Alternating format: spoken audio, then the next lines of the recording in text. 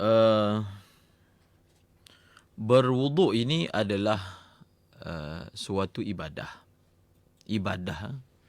Dia bukan hanya sekadar membersihkan anggota fizikal. Adalah sebuah ibadah. Bila dia sebuah ibadah, maka ada syarat-syarat yang perlu dipatuhi supaya ibadah itu sah. Bila kita semak dalam kitab, ketika mereka, para ulama menerangkan dan menjelaskan syarat-syarat sah wuduk, ada 10 syarat-syarat sah wuduk. Salah satunya adalah an-naqa'u 'anil haidhi wan nifas. Suci daripada haid dan nifas. Syarat sah wuduk, suci daripada haid dan nifas. Justru kalaulah seseorang itu dia berkata, ketika saya uzur, saya mahu mengambil wuduk. Wuduk itu sendiri, syarat sahnya adalah suci daripada haid dan nifas. Maka tak mungkin dapat melaksanakan wuduk syarak ketika seseorang itu sedang uzur. Tidak ada. Tidak ada wuduk ketika seseorang itu sedang uzur. Bahkan antara perkara yang disenaraikan dalam perkara-perkara yang dilarang ataupun diharamkan oleh orang haid melakukannya, kita dah belajar sebelum ini. Apakah perkara yang orang haid tak boleh buat? Semayang misalnya, mengerjakan tawaf misalnya. Salah satu daripadanya adalah melakukan bersuci. Melakukan bersuci. Kerana bersuci itu sendiri, syarat sahnya adalah suci daripada haid dan nifas. Lalu apa yang berlaku ketika satu orang berhaid itu dia ambil wuduk? Dia sedang melakukan ibadah fasidah. Apa maksud ibadah fasidah? Ibadah yang tidak sah. Ibadah yang rosak. Ada satu kaedah yang menyatakan melakukan ibadah yang diketahui tidak sah secara sengaja adalah berdosa. Kita tahu, kalau kita buat wuduk ni, dia tak jadi wuduk. Memang tidak sah.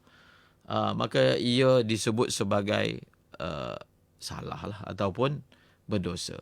Dan sebenarnya seseorang itu dia tidak perlulah merasa ralat apabila ketika dia haid dia tak dapat ambil wuduk. Sebenarnya ketika dia haid, dia telah meninggalkan benda yang lebih besar daripada wuduk.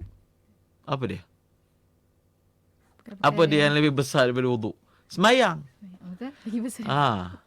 Ada perkara yang lagi besar daripada wuduk yang dia tak buat, sembahyang 5 waktu setiap hari.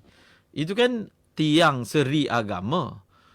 Jadi kalaulah dia beralasan, oh saya memang istiqamah ni wuduk ni dan ketika saya suci, semayang adalah lebih besar daripada wuduk. Maka perasaan ralat tu tak perlu berlaku. Kerana apa? Dia mudah aja kaedahnya. Apa pun amal agama yang kita buat kerana perintah Allah. Kita semayang kerana perintah Allah. Dan kita tinggalkan semayang pun kerana perintah Allah. Kita ambil wuduk pun kerana perintah Allah. Dan kita tinggalkan ambil wuduk pun kerana perintah Allah. Tak ada masalah. Tak ada apa-apa yang perlu dirasa macam tak kena lah, tak sedap lah. Kalau nak rasa tak sedap hati, lebih besar daripada itu, dia perlu rasa tak sedap hati sebab tak semayang ni. 10 hari tak semayang, 15 hari tak semayang, ia lebih besar daripada masalah tidak berwuduk ketika sedang berhaid. Masya Allah. Ustaz, ada tak macam kaifiat? Macam kadang-kadang orang ada mengamalkan doa ketika hari pertama datang haid tu, Ustaz, yang macam yang alhamdulillah ala kulli hal astaghfirullahaladzim tu, Ustaz. Dia sebenarnya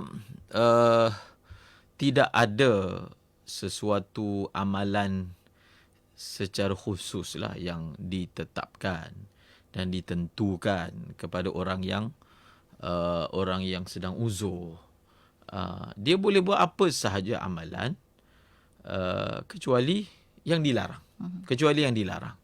Misalnya ada orang dia ada mengamalkan sesuatu bacaan Quran yang hizib tertentulah. Contohnya dia baca surah Yasin ataupun dia baca surah Al-Mulk. Ketika dia uzur, dia tidak dapat melaksanakannya. Maka dia boleh gantikan dengan apa pun zikir. Apa pun zikir. Kalau dia tak tahu nak zikir apa, maka mudah sahaja dia sibukkan diri dia dengan berselawat dan dia sibukkan dirinya dengan istighfar. Selawat, istighfar. Selawat, istighfar.